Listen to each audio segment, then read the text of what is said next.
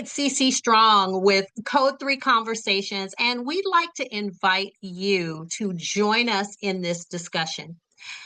Why Code 3 Conversations? Because we need to have the hard talks that we're only having in comments on posts. We're not actually hearing each other. We're just pointing fingers from community over to law enforcement and vice versa. You've heard it said that people say, hey, I back the blue. And then you have people saying, hey, the blue, they're out here doing some things that are not so good. We've had some recent things and verdicts in the courts behind excessive force. Having worked 30 years within the profession, I know that there are good and bad internally and externally on both sides of those arguments. But we don't get to something better until we actually start doing better. And it starts with a conversation. Well, if you notice, there's someone else that's on the screen with me, and he happens to be my husband. The reason and the foundation for Code 3 Conversation bore out of me being politically targeted when he ran for sheriff 4 years ago.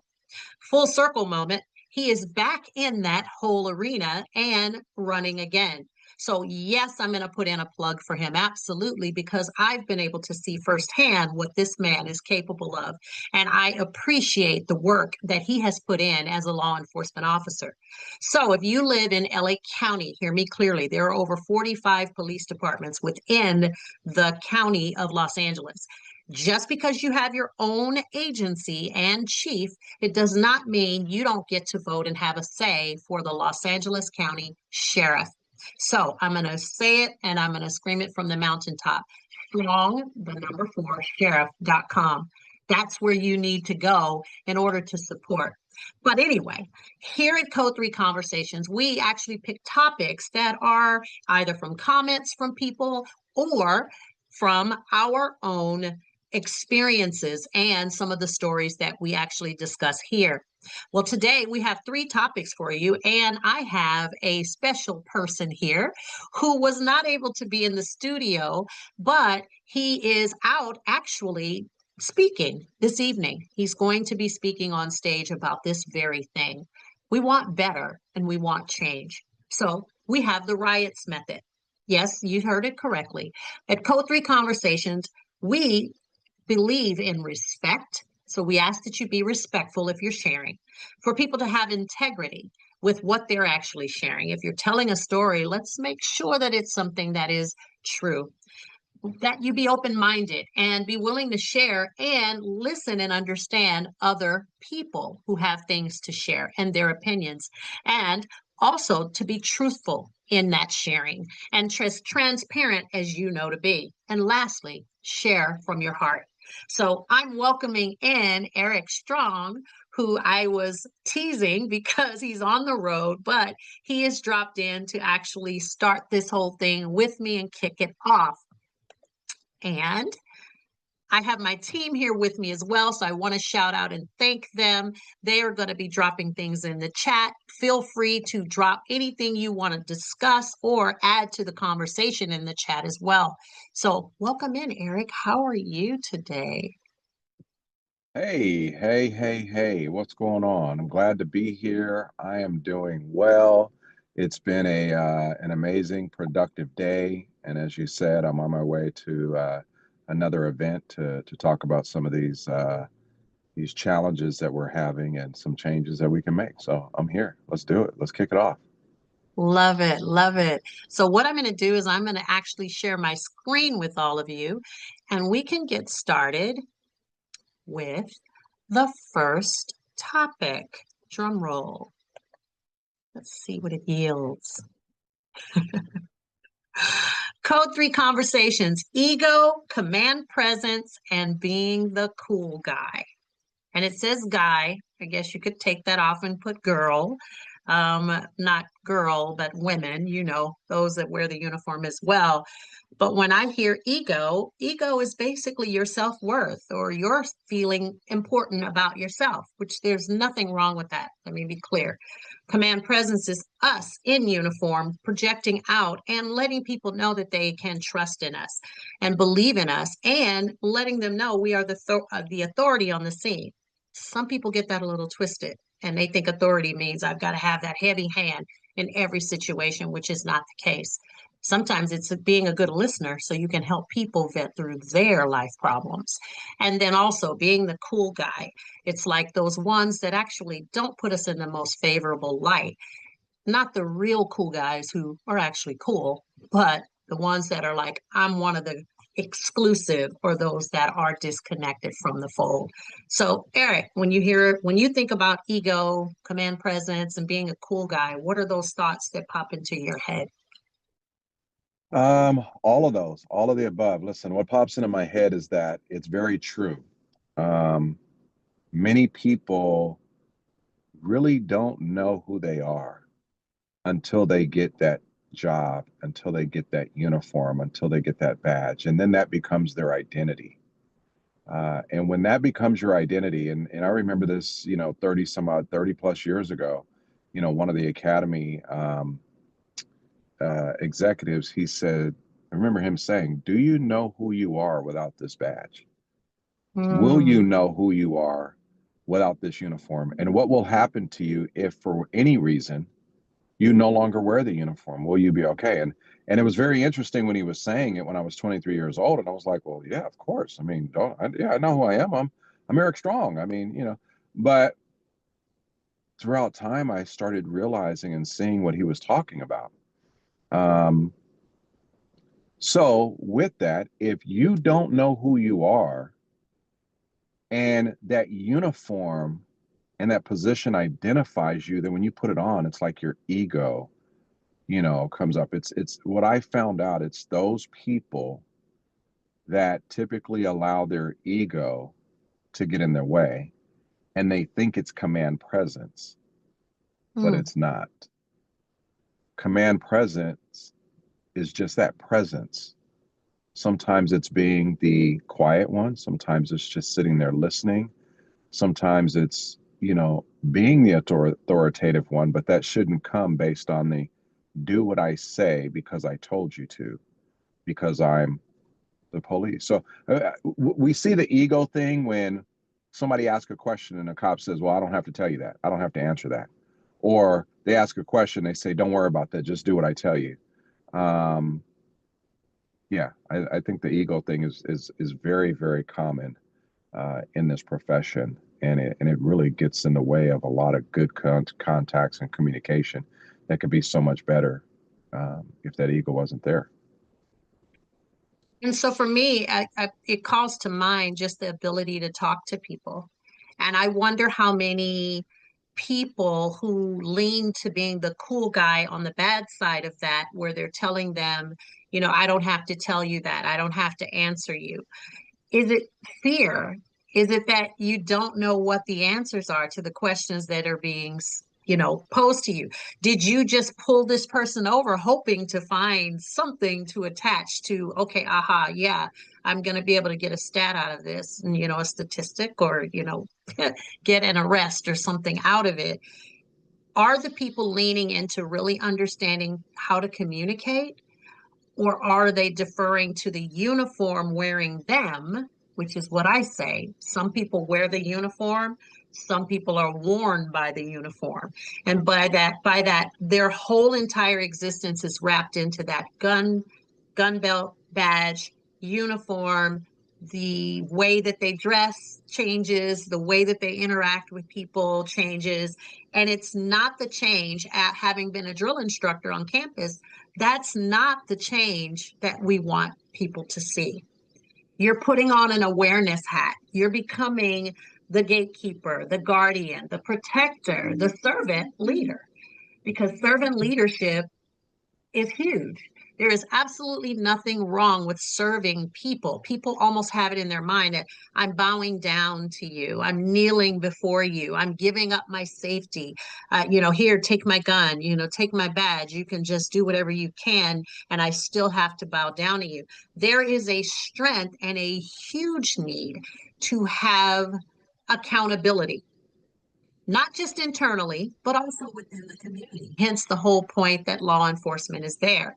But some people have been steeped in the mindset that I am like they say, I'm the gunslinger. I want to be accepted. And I think some of those cool guys are doing what they don't want people on the street doing.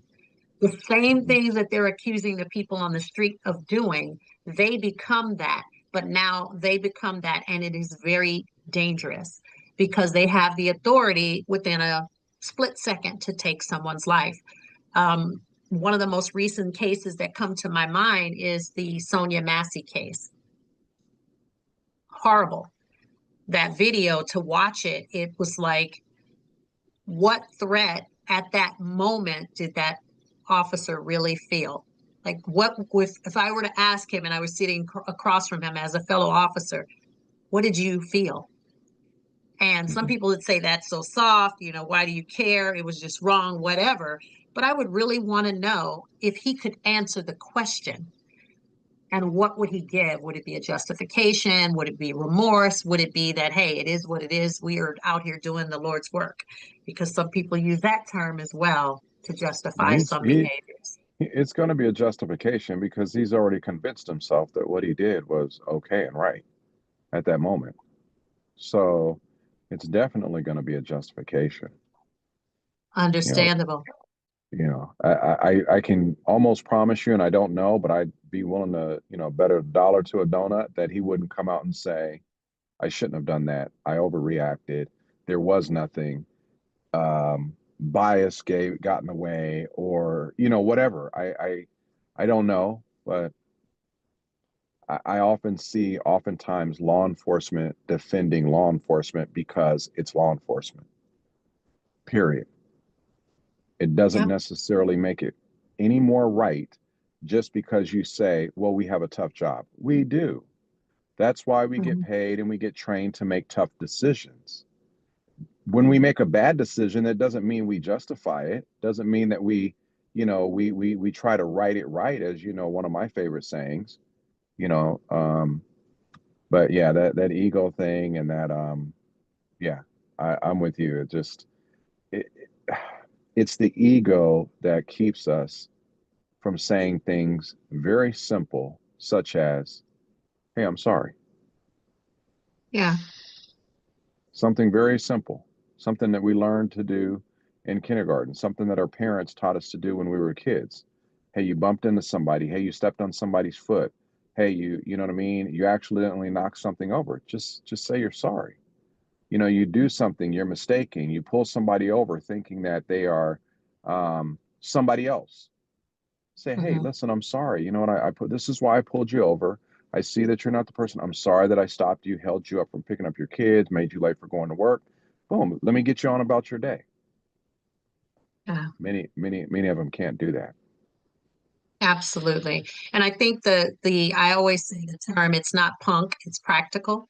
If you can talk someone into what you need them to do, or the power of persuasion, or getting them to understand, even that, something as simple as saying, I didn't bring myself here. If it's on a call, this came out, this is what happened, this is what brought us here, and now we're in this position. Where do we go from here? If the elements of the crime are there, they get arrested. If they're not, there's basically, okay, find out what happened. Your reports should back up what took place. You should be thorough in that delivery, and it shouldn't be what, quite honestly, I'm gonna just say it.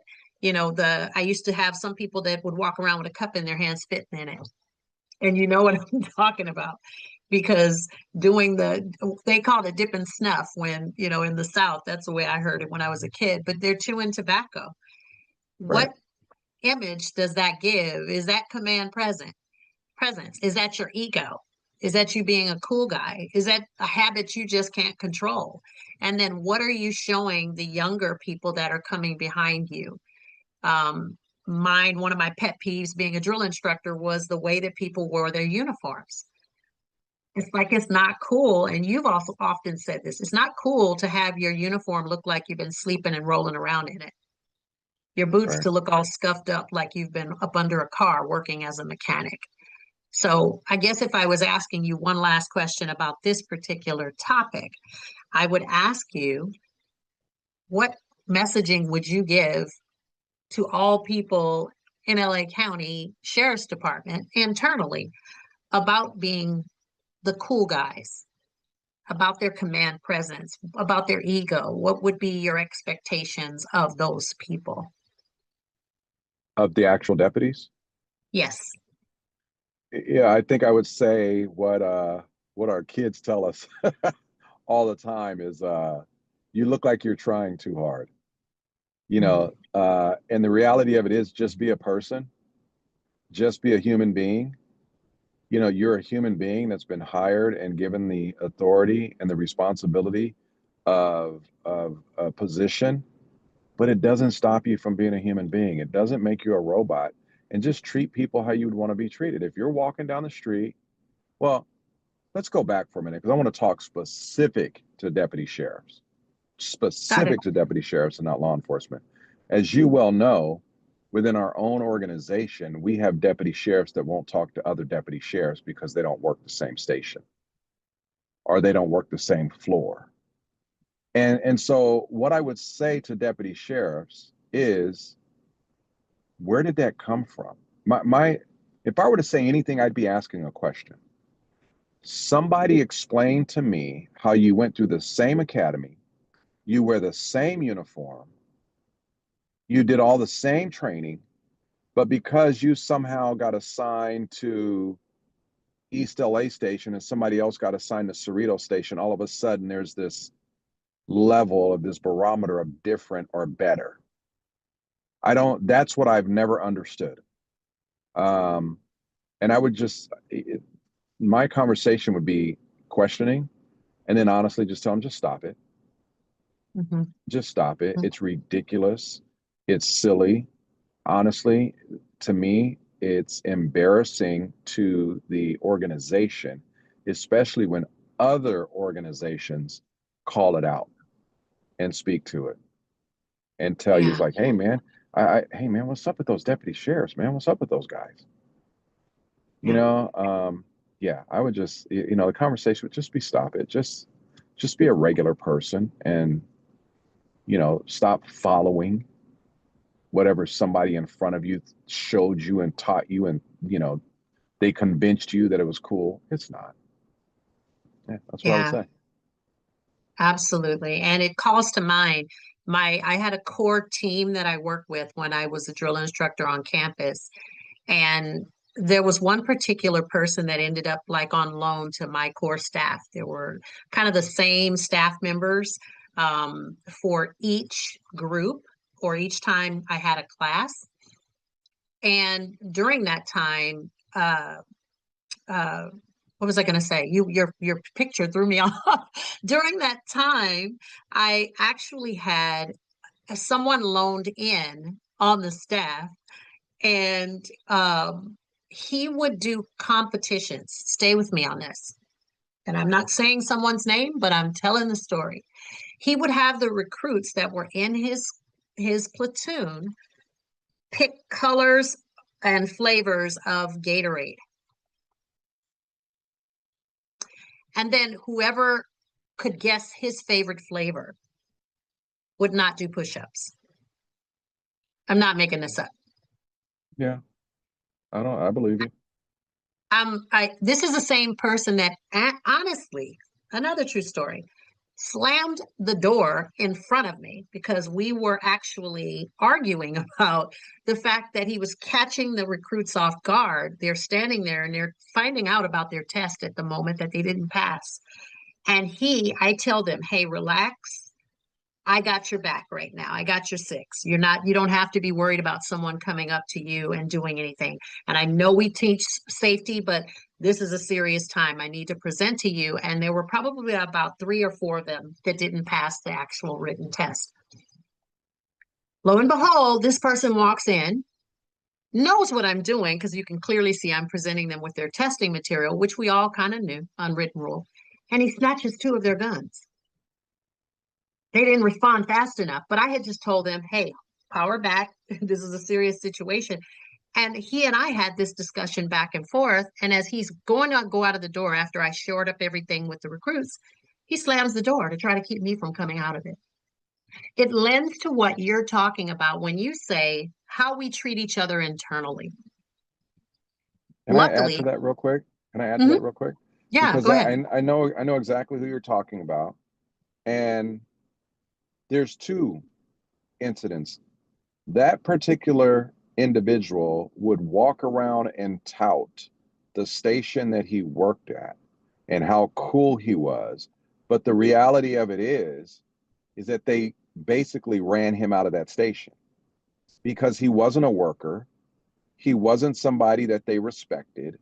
But so a lot of and we're speaking to deputies, right? Oh, they live Wow. off a reputation. And I know firsthand from people that talked to him, is like, yeah, kind of the reason he wound up over there at the academy was kind of like, yeah, dude, you don't belong here. You're not the person Wow. that you're presenting yourself to be, but we recognize it. And then there was another guy that I worked at that same, because I worked at that station. I worked at that station and I supervised another deputy that probably spent most of his time IOD. Then he Mm, spent another good portion of his time light duty.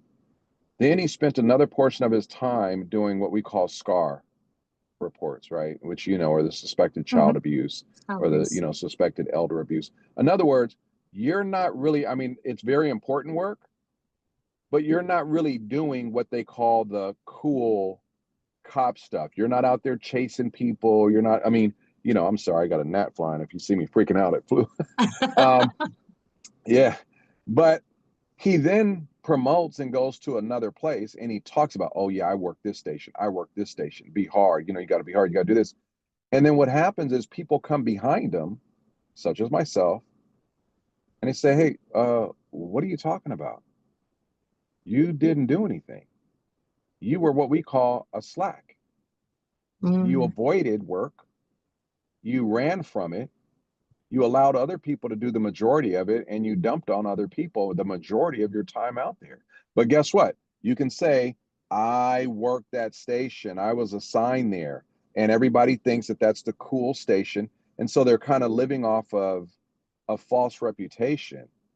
mm, So, I'm just saying that, and unfortunately, when you're kind of reinventing yourself in front of the new people, they don't know any better. yeah, They don't know any better, and it's the absolutely. same thing. You know what I mean? So, um, And there was a similar, I don't even know if you're talking about the second guy that you were talking about. I don't even know if that person is the same person I would wait later work with. yep, it is. And Yep, I oh, already know as where a you're going. sergeant. Yep. Oh yeah. Oh, okay. Yep. And he basically would go into these uh, briefings with the young deputies, and he would tell them about, if someone kicks out of a window in a black and white, then that person needs to go to the hospital. In essence, like beating them because they broke out a window in the car. I then had to kind of unwrap that, unpack it, and back that up and say, don't do that. So it's like a clash of two supervisors sitting there. And this guy would later literally go to prison. I think it was 8 years that he got for beating someone who was at a visiting center, visiting one of their loved ones in the jail. So it's interesting that you have the backstory of what they actually truly were while they were working at the station. I guess you're muted, Oh no, I was just co-signing to what you said. Like, yeah, shaking your nothing. head. Yeah, they didn't do Yeah, anything. absolutely. So, what we're going to do, if you're good with it, on the flip side of that, shout out to all the cool guys who really are. And guess what? They're making the arrest. They are taking people to jail when it's necessary. They are making the punishment fit the crime and not the punishment before the crime. They are taking care of people. They are responding to calls and helping people with life struggles that aren't necessarily arrestable offenses, but things that they need someone else there mediating. They are learning the job so that they can then reach to others and be help. And most importantly, they are not shaming and tarnishing the badge. They're wearing it with pride. They are wearing it showing what we are supposed to do and how we are supposed to be. And when raising our hand and taking that oath includes all of it, not just the cool guy and the arrest and things of that nature. So, Yeah, I just want to add to that. You just wrapped it up at the end, because you started off saying, like, they're taking the people to jail, but being the cool guy is also understanding that jail is not always the only solution to every problem. Being the cool person is being able to talk to a kid, being able to talk to an elderly person, being able to even talk to somebody who's irate, upset, emotionally charged for whatever reason. And jail is not the only answer. That's not all we do. So anyway, I just wanted to add to that. But yes, you're right. yeah. And you say that, and I agree because that's why we have the largest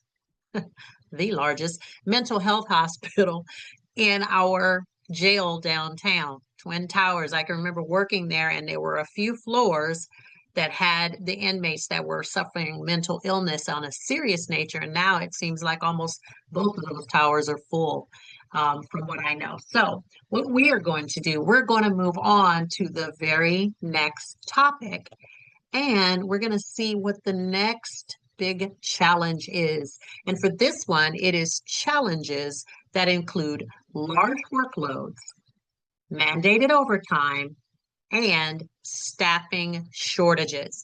We often hear from podiums and announcements about staff shortages and the fact that we don't have enough people to work the positions. We hear about overtime work, overworked deputies. Unfortunately, we've had actually, unfortunately, deputies who have taken their own lives. The number that I last knew was 13. Not all connected to this, but some actually probably were so stressed out because guess what? They don't feel like they can actually speak out. They're just showing up for their shift and doing double shifts and being drafted and having to stay there. But I can tell you from firsthand experience, the fact that there is no real accountability and a stepping back and finding out what resources we really have, what positions are really necessary, and where we can reallocate things. That would be huge with how we could combat the staffing shortages that have us in a chokehold every time we're actually discussing why deputies need help. Let me be clear. When people say they back the badge, they back the blue, I do. This platform is not to actually make everything pretty about wearing the uniform, but to actually have those conversations where we speak about the truth. There is no disputing the fact that people are crying out, commenting, throwing rhetoric, throwing their opinions and ideas out there, but there's nothing to bring it back full circle. It's like the people who are suffering with mental illness. If you are just ignoring the fact, we lose too many people because they feel like they have nowhere to go. There's no outlet, no platform, and in this case, no light at the end of the tunnel. So, my message right now is for those deputies who are overworked, who are not appreciated, who are not explained and told or given the explanation and told that they matter, that the work that they're doing is worth it, that just because they've been on for a few years, they're not just thrown away. And I put that in the lap of the executives within the organization, not caring enough about their people. Maybe if caring enough to listen, like we were talking about when we were speaking about the cool guy, maybe if we cared enough to listen, we'd actually find out so much more. I am not sure if Eric has actually jumped on at all, jumped off. He is actually I'm here. he's actually at an event, and hopefully he's going to be able to continue to talk with us about the challenges and the large workloads, the mandated overtime, the staff shortages. What do you say to that? I have two words: Mhm. failed leadership. That's really what we're talking about. And that's what's causing all of this. See, the worst employee wellness program that you can have is failed leadership. And that's what we've had for a very long time. That's what we continue to have within the sheriff's department. And when you look at 13 employee suicides in a matter of a couple of years, you have to ask yourself, what is really going on?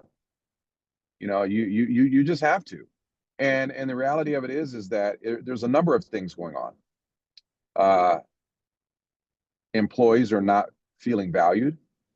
They're being overworked. They're depleted emotionally, physically, mentally. And when you're losing such a large portion of your workforce and you're just adding more and more work to those that are remaining, here's what people don't realize. If I have 2 days off a week and there's 4 weeks in every month and I only have 8 days off, but I'm mandated to work 8 to 12 overtime spots a month, mandated. It's not it's not like, oh, I'm just out here to get the money. It's mandated. Employees can't see their families. They miss their kids' baseball games. They miss the dance recitals. They're missing the birthday parties. There's stressors that come with that emotionally. That's stressful. And not only is that stressful, imagine just hearing from your family, from your wife or your parents or your kids telling you, Daddy, you weren't there. Or your wife telling you, hey, you disappointed the kids yet once again. And compound that with, sometimes there's alcohol. You're trying to relieve some of the stress. And then on top of that, you don't have anybody to talk to. And then on top of that, if you do anything slightly wrong, oh, we're going to put you under investigation. Right. So that's where we're really losing our employees in terms of and please forgive me. I'm sorry to everybody that's here. I'm just driving these last little blocks to where I'm going. But that's just failed leadership because we're not caring for our people. We're not putting them first. And then, listen, here's the thing. The job is stressful. We are faced with dealing with the worst of humanity in a lot of ways. And so when it's stressful and we're having these very high expectations, it's up to the department to give their employees the resources needed to recharge, to talk about some of these things. Anyway, I can go on and on and on about that. It really just comes down to failed leadership. It's nothing more than failed leadership, because what you miss, and I'll say this and I'll just get off of it because it's very near and dear to me. What you miss is that people are leaving, people don't want to be there, and it's not because the job is so difficult.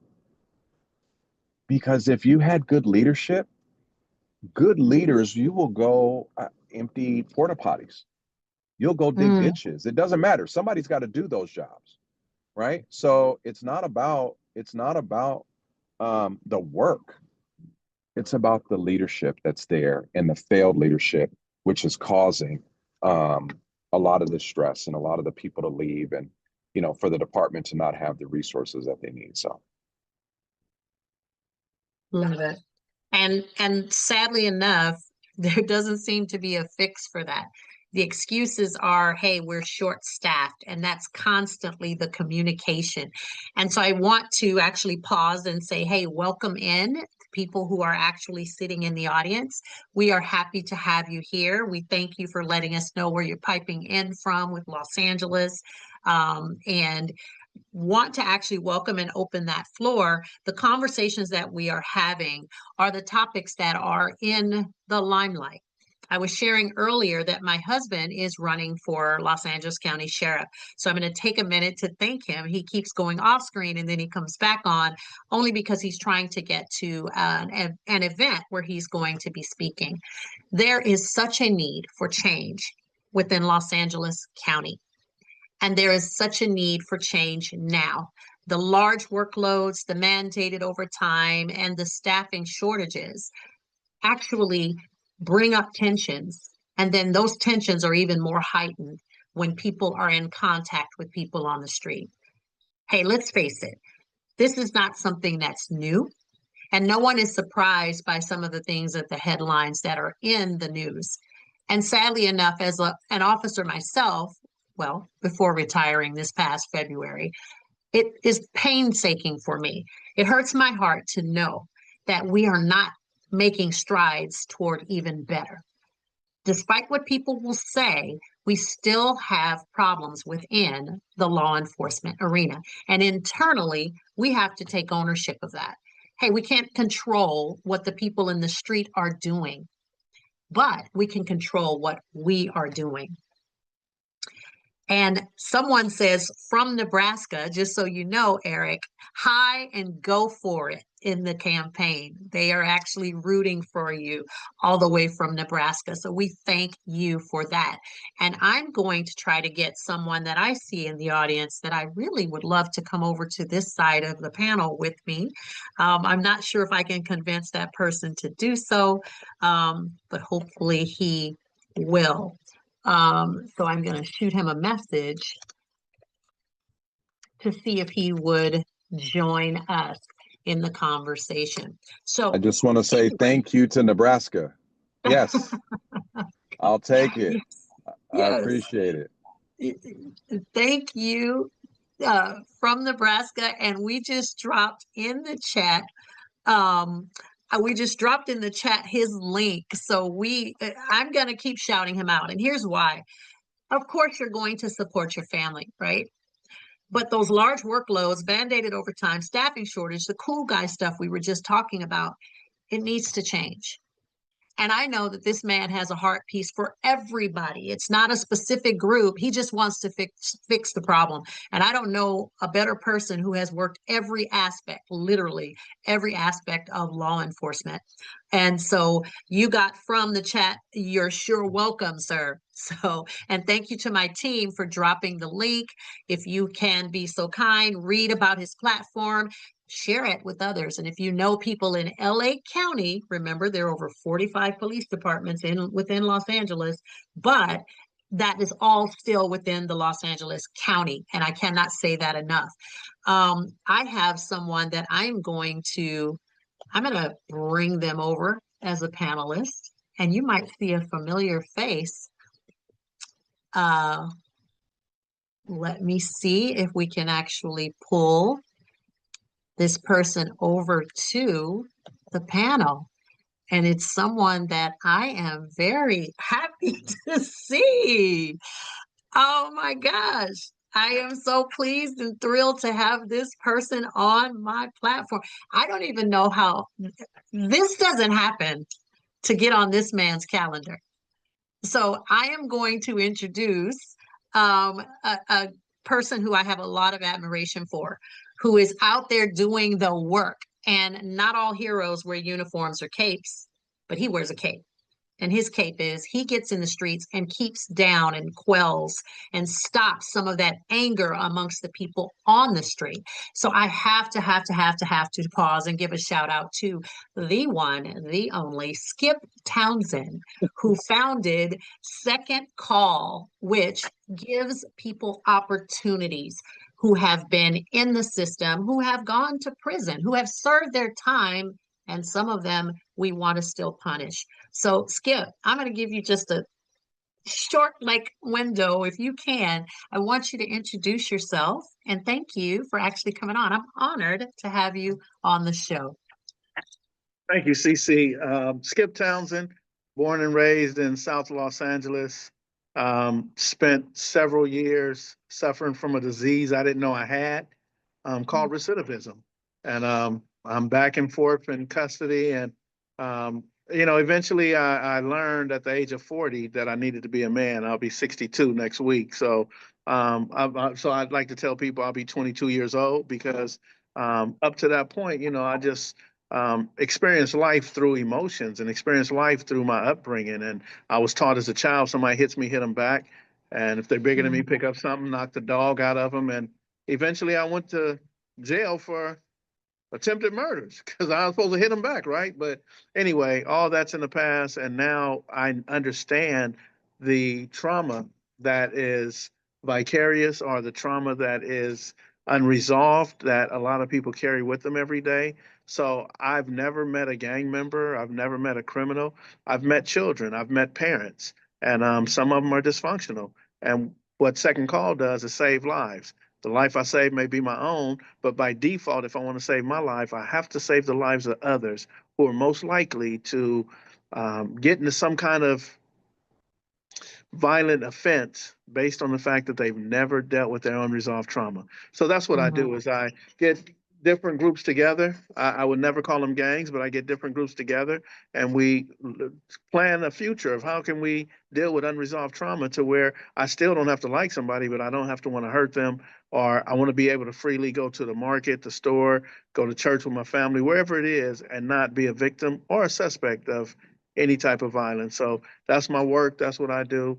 And in the streets, they always said when I was a kid, it take one to know one. So that's why I'm effective, because I could recognize pain in people that try to hide it. Because for years I hid my pain. So thank you for Mm. listening to that. I feel much better now. I can leave, right? I feel good. Thank you. Let me get that off my chest. We saved one life saved. And I can just tell you, this man is being very modest, very, very modest, because he's out there doing on that other side of the coin what we have 62 between my husband and I, um, what we've been doing for many years, but he's in the grind. Like, hey, there's something better. We don't have to keep having these problems. We can solve them. And just think about it, if he's solving those problems, that's crime reduction in itself from a different Yeah, angle. So, go ahead, absolutely. Eric. Let me say this, and I want to say this because I recently saw um, the sheriff take credit for some things that he had no business taking credit for.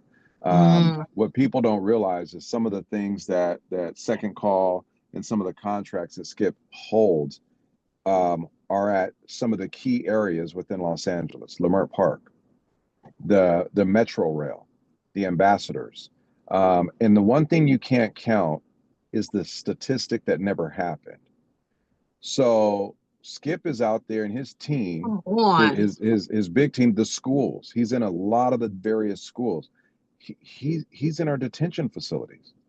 So when something happens in the street, and I just want to say this, and I hope it's okay for Skip for me to say this, when something happens in the streets, he knows about it like in real time, and he and his team are out there helping to quell the anger and quell the violence. So what happens is it reduces further shootings, it reduces further crime, it reduces further more lives lost.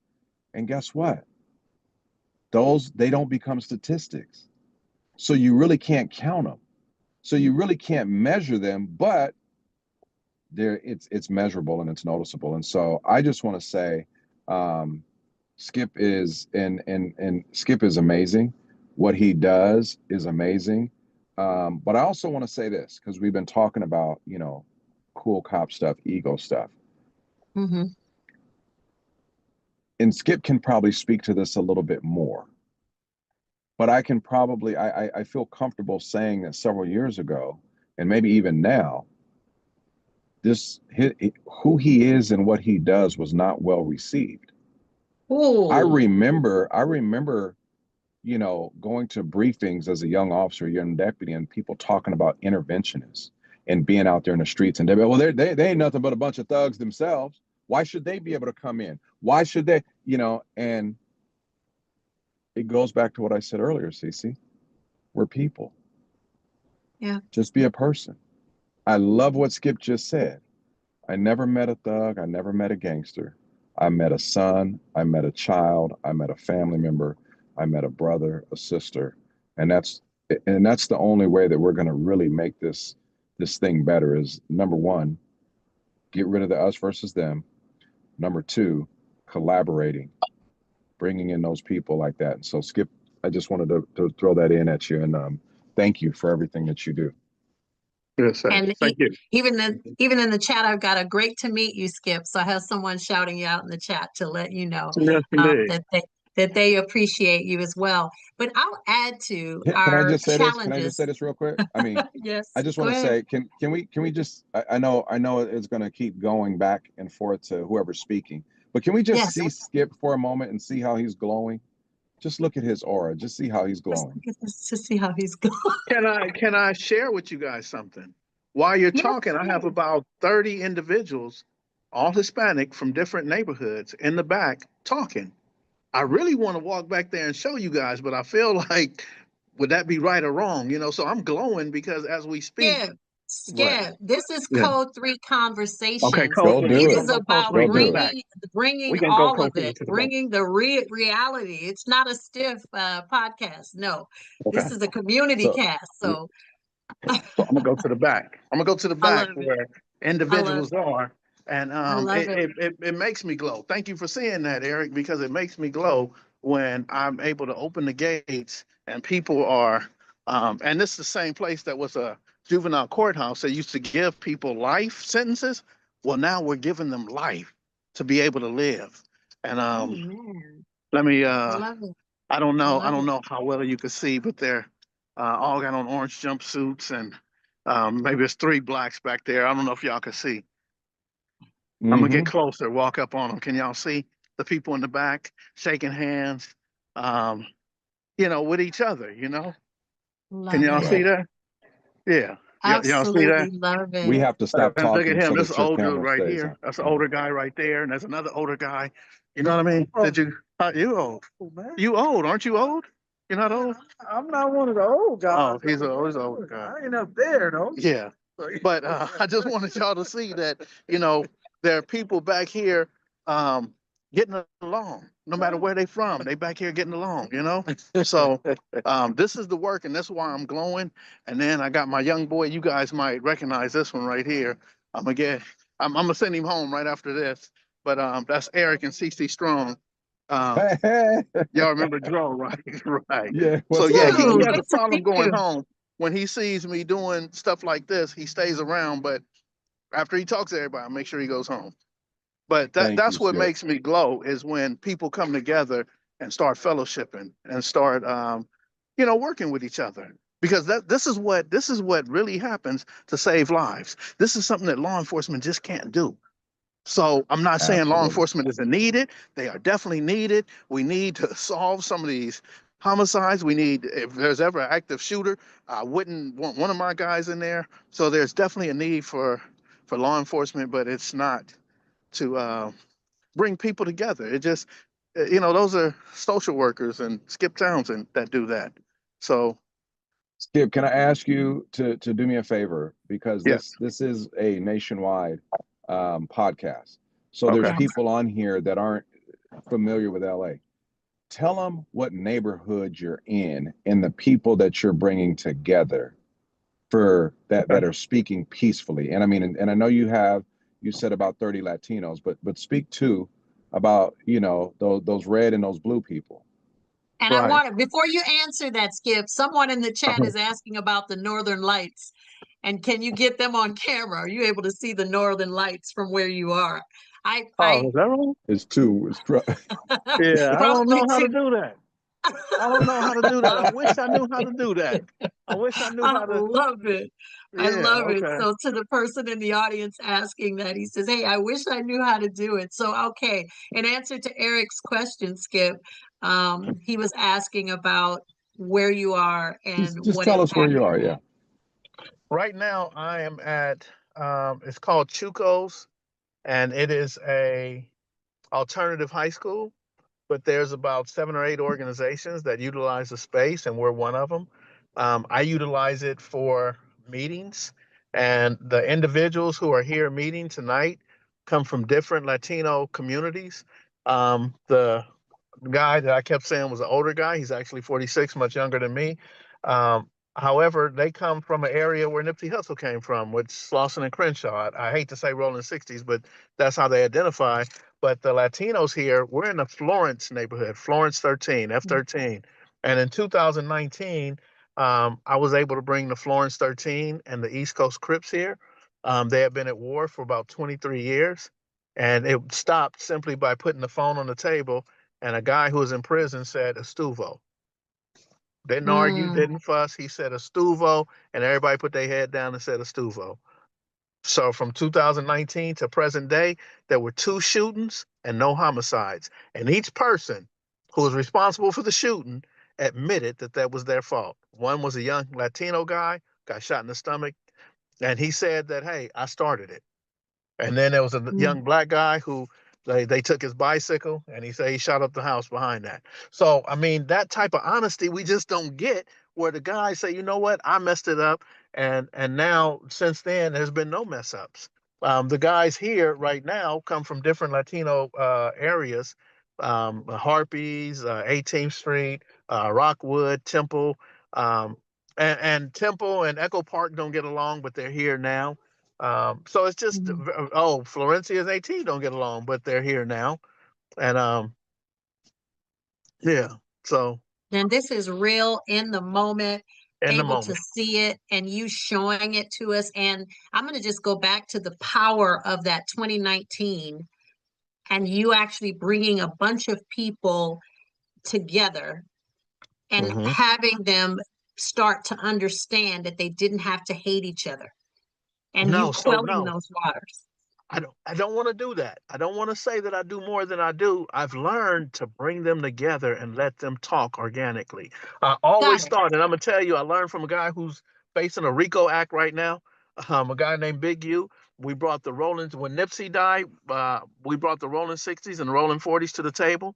So I brought the Rolling 40 Crips in there, and they had been at war for 8 years with the Rolling 60s, and Mhm. it was no fighting at all. They had their initial fight that learned that turned into homicides, and that's all they had was homicides after that. No fighting. They didn't meet up and fight. They just straight started shooting each other. So when I brought them Mm. together, I'm nervous. I'm shaking like a heroin addict, right?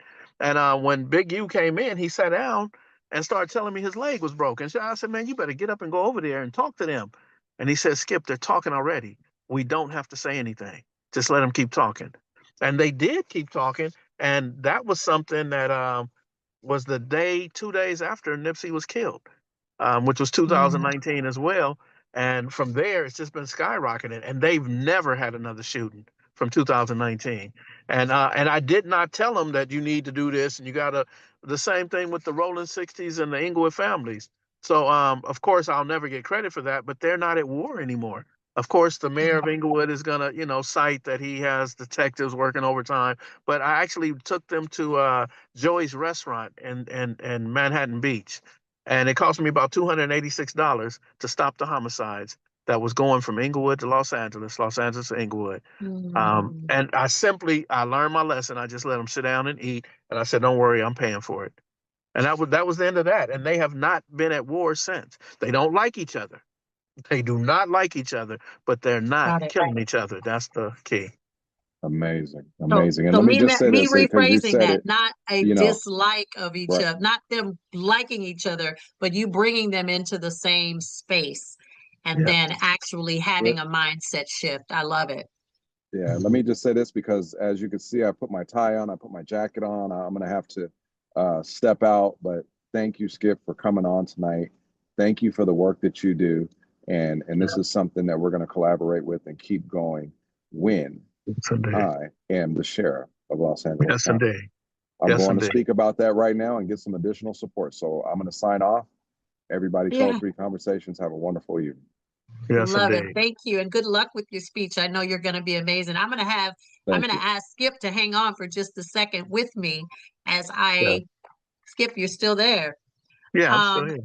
I want to make a point with the slide that's on the screen. Large workloads, mandated overtime, staff shortage. That's an internal thing. But just imagine the collaborative effort of Skip Townsend on the street, reducing some of the need for the officers being on the street.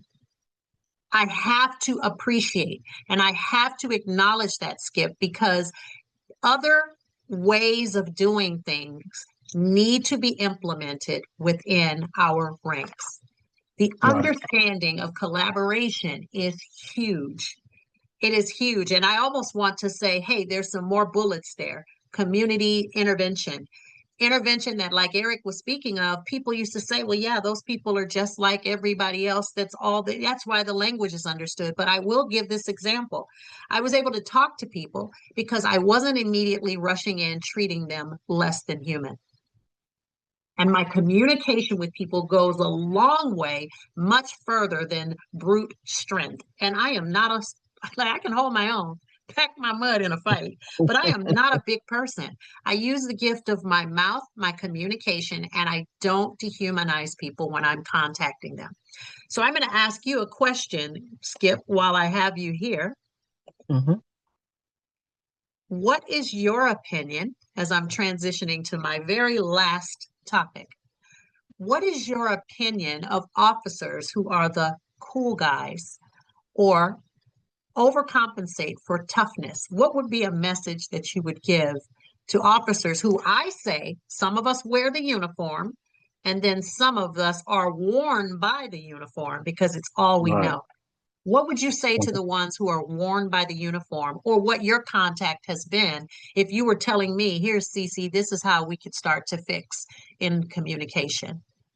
Right. So first of all, Cece, thank you for having me and asking that question. I saw a young lady, I believe her name was Sheila, asked me about God, and I just want to, before I answer your question, I just have to say that I know that God has provided a path for me. I've been shot at, and off the record, delete this, but I done shot back, so I know that I'm supposed to be either in a prison yard somewhere or dead. But I think that God guided my path, and leaded me in the direction that He wanted me to go in, because I believe I'm supposed to be a tow truck driver. But my experience with the different officers and the deputies who overcompensate, I think that what is taught is to dehumanize the community. So imagine, and in the event that you were still a deputy and you're behind my car, you and another partner, and come up Code 6 Charles. I don't know what they call it in the sheriff department, but LAPD will say it warrants a Code 6 Charles, right?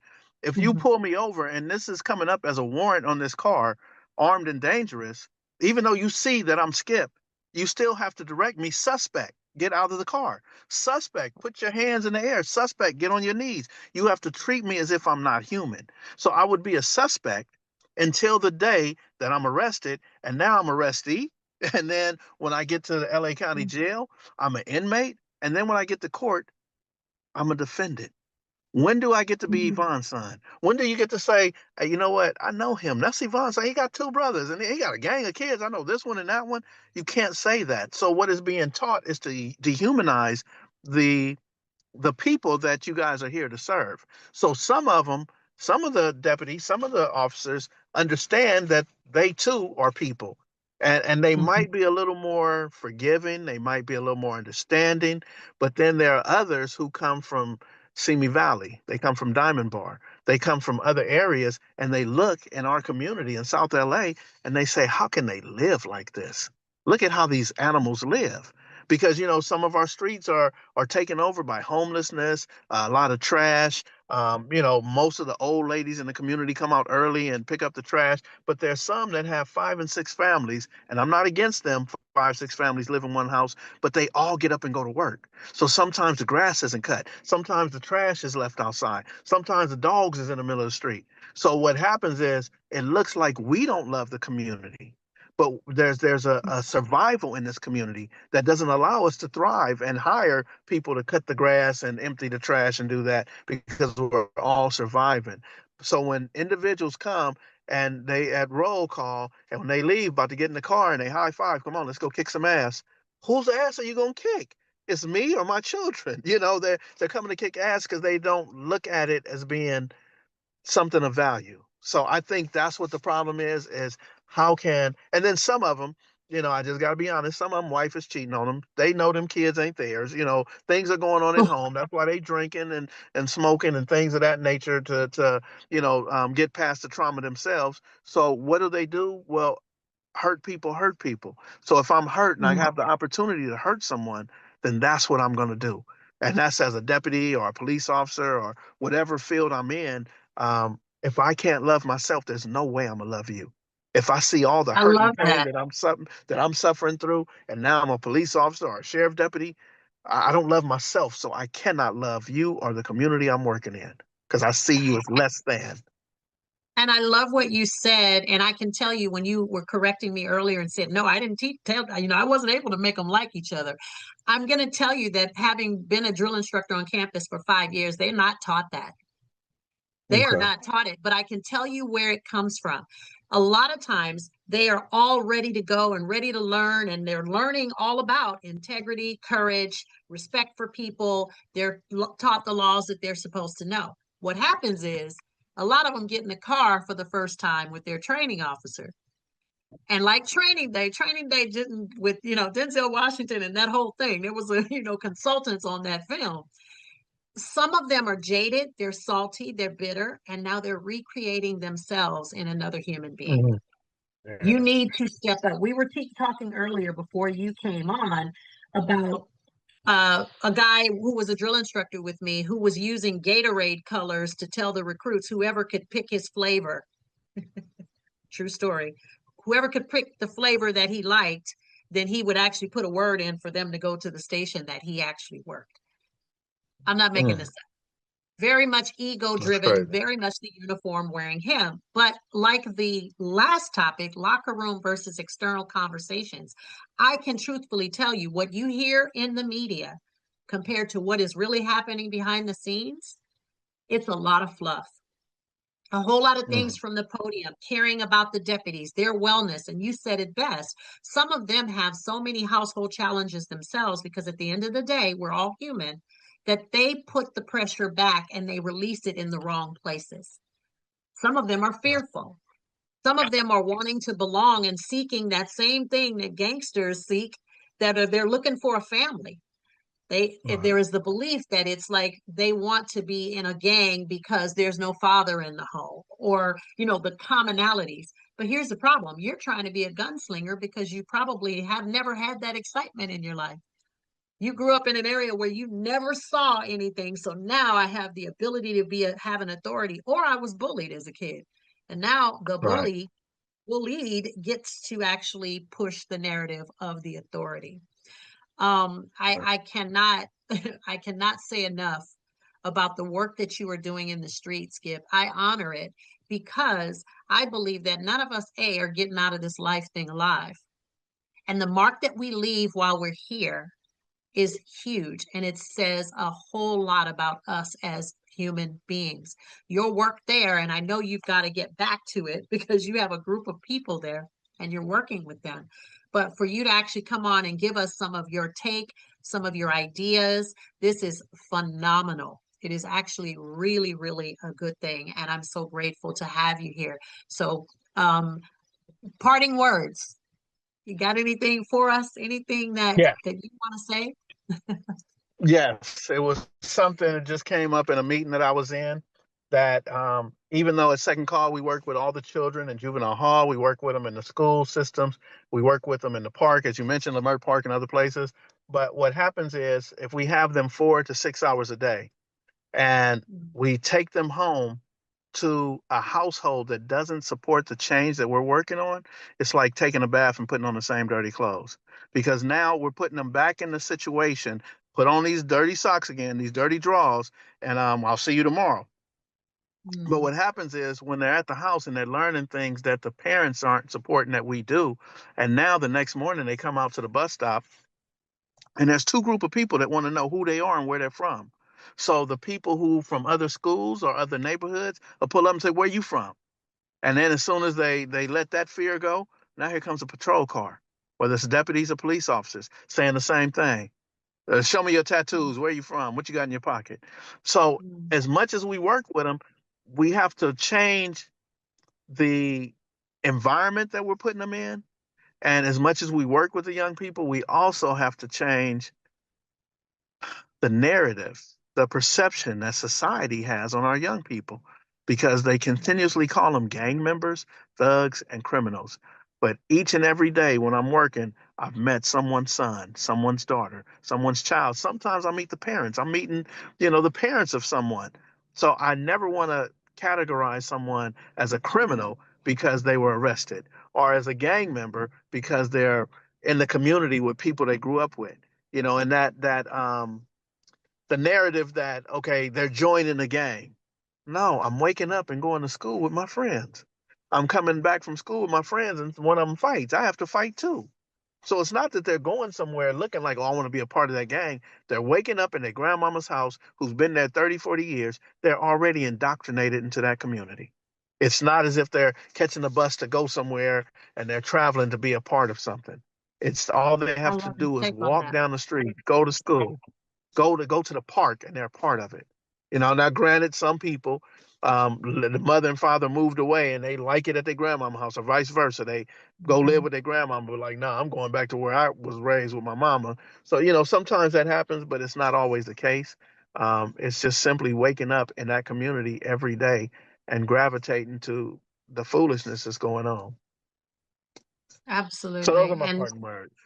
oh no, I love it. I actually do. And you have proven beyond measure that we can do better. The space is there. We can make it better. And I have to give a shout out to the officers, many of them who are not a part of. We were talking earlier when we first opened the conversation about the Sonia Massey case. Here's a woman in her kitchen and Mhm. she's holding a pot and she Yes. says, I rebuke you, Satan, or whatever her statement was. I'm paraphrasing. Yeah. But you have someone who literally in their mind is justifying that that was okay. And before Right. that verdict even came out, I was looking at the video and I'm like, that's crazy. Having been a fourth instructor myself, certified internally, and knowing what we can and cannot do, there was nothing that was good about what happened with that case. Nothing at all. And Right. the internal conversations and the internal taking ownership for your own behavior doesn't just start with the ownership of those that are, like you say, waking up in the neighborhoods they grew up in. That ownership on our end is like, because Eric says it best, we're the paid professionals. The people in the street are not paid professionals. The onus is on us to make sure that we are doing the job the way that we are supposed to do it. And I am honestly tickled pink to have you come and join the Code 3 conversations. And I know that continued conversations are the only way that we get through our last locker room versus All right. Well, I internal. appreciate it. Yes, yes. I Our last, appreciate it, and I would like to be on one day. I appreciate the yes, moment of joining right now while I'm in the. But I would like to be on the show one day and listen to the conversation because I want to know from both sides. I'm a forever student. I never feel like I'm that instructor or that professor or whatever. I'm forever learning. So I would like to learn and hear from other deputies and other officers from places. absolutely. And we've had some come on. And the interesting thing, Skip, is that I've had more reception and more conversation with community members than with the law enforcement officers. And I'll tell you why I think that is. I've never had a fear of communicating with anyone, but I think the reality of either owning it and knowing that there's a problem, but having to admit it is a problem for some officers. And then some of them are fearful of they won't know what to say. They're not ready to have those conversations Right. or to somehow make it look bad where officers are concerned. They don't want to have those conversations. Eric brought up on one conversation about the need for us to take ownership and where the problems lie. The the community doesn't get to hear about the good officers that are out there. The only thing that they ever see are the bad. And it could be a very small Right. percentage, which seriously there are. There percentage that are out Right. there doing the damage, and you can probably rattle off some names of people that you've had interactions with, and the people on the street know exactly who those people are. And that becomes a danger to us all. They are the actual danger to us. If they are making us out to be, now everything about a cop is bad. You go to a doctor and they botch a surgery, you're not going to stop going to doctors. You have something that you have to retain a lawyer for. You're not going to stop dealing with lawyers. But for us, all of us wearing uniform are the same. And then uh, thank you so much. I had someone saying that they're going to check out the Northern Lights, and you're making me want to go see these Northern Lights because I don't know if I can see them from any and everywhere. But even Eric was like, I want to see the Northern Lights too. I've been reading about people trying to actually look and see these Northern Lights.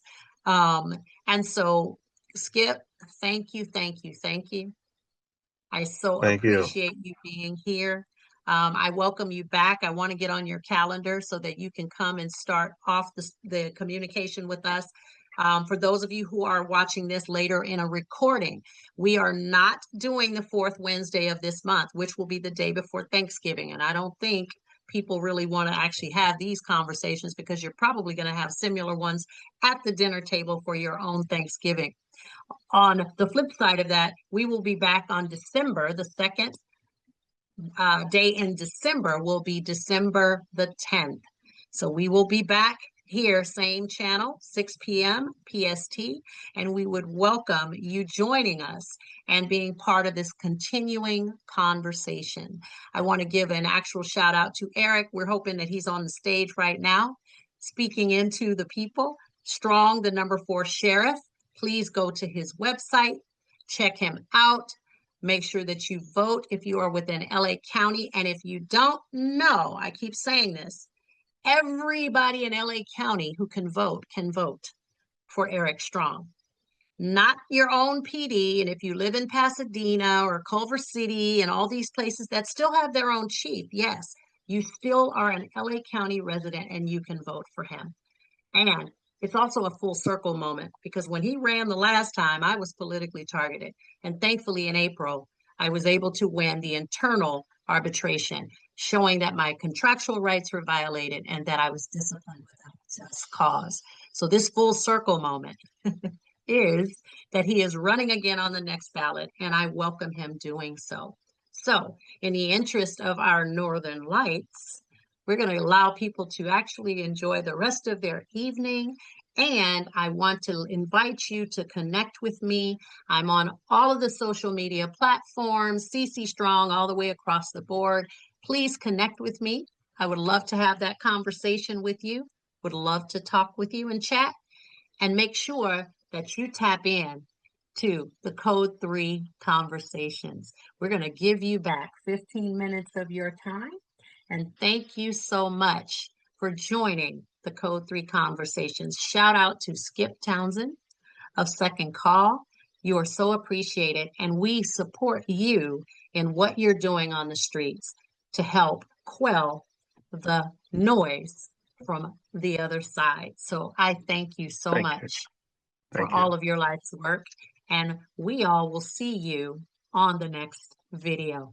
Have an amazing night and be sure to tap in to ccstrong.com. We'll see you again on the 10th of December. Take care.